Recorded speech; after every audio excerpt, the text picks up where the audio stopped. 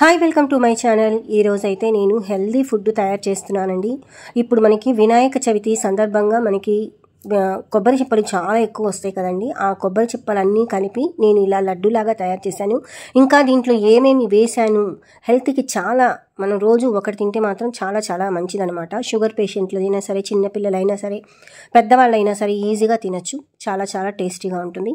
ఈ కొబ్బరి చిప్పల్ని ఇలాగా మిక్సీలో వేసి దాన్నంతా పొడి చేశాను. ఈ పొడిని ఒక బాండీలో వేసి బాగా ఎర్రగా దోరగా వేయించాను అనమాట. ఇలాగ దోరగా ఎర్రగా వేయించేదాకా మనం దాన్ని జాగ్రత్తగా కలుపుతూ ఉండాలి, అడుగు మాడకుండా. ఇలాగా ఇది వేగుతున్నప్పుడు మనం ఏం చేయాలి అంటే, నేనైతే ఒక 2 గ్లాసుల బెల్లం వేశానండి. బెల్లం కూడా ఒంటికి చాలా మంచిది, ఒళ్ళు గట్టి పడుతుంది. అది షుగర్ పేషెంట్లు అయినా సరే ఎన్ని తిన్నా కూడా ఏమీ కాదు. కాబట్టి ఈ బెల్లం అనేది యూజ్ చేశాను. ఇది సన్న సిమ్ మీద పెట్టేసేసి సన్న మంట మీద ఇలాగా కలుపుతూ ఉండాలి దగ్గరకు వచ్చేదాకా. ఇప్పుడు నేను ఏం చేశాను అంటే, దీంట్లో డ్రై ఫ్రూట్స్, ఇక ఇవైతే హెల్త్కి ఎంత మంచిదో మనం చెప్పక్కర్లేదు. బాదం, పిస్తా, అలాగే జీడిపప్పు, మన ఇంట్లో ఏవైతే ఉన్నాయో అన్నీ మనం తీసుకొని, నేనైతే ఇంట్లో అన్నీ ఉన్నాయి, అవన్నీ బాగా నేతిలో వేయించాను. చక్కగా నేతిలో వేయించేసి దీంట్లో అంజూరు కూడా వేసానండి.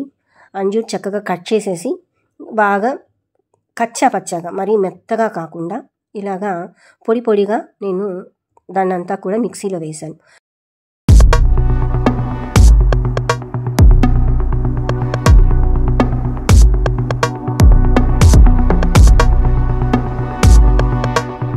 ఇప్పుడు ఇదైతే చూసారా అండి, గట్టి పడిపోయి దగ్గరకు వచ్చేసింది. సిమ్లో పెట్టాలండి, ఎక్కువ హైలో పెట్టకూడదు. ఇలాగా దగ్గరకు వచ్చేసిన తర్వాత ఈ డ్రై ఫ్రూట్స్ మిక్స్ అంతా కూడా నేను దాంట్లో వేసేసాను. చాలా బాగా కలుపుకొని దగ్గరకు వచ్చేదాకా వెయిట్ చేయాలి.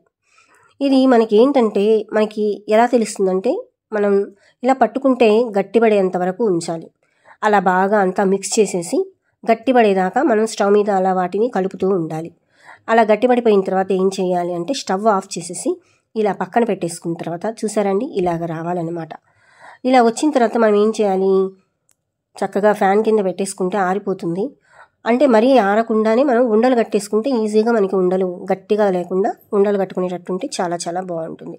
ఇప్పుడు నేను ఉండ కడుతున్నాను చూడండి, వేడిగా ఉంది కదా.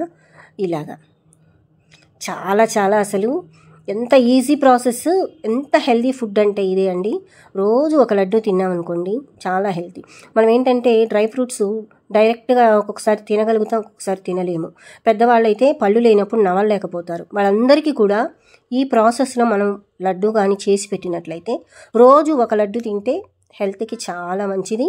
ప్లస్ మనకి కొబ్బరికాయలన్నీ కూడా మనం దేవుడికి కొడతాం కాబట్టి వేస్ట్ కాకుండా చక్కగా ఇలాగా డ్రై ఫ్రూట్ లడ్డులాగా చేసుకుంటే రోజు ఒకటి తినచ్చు.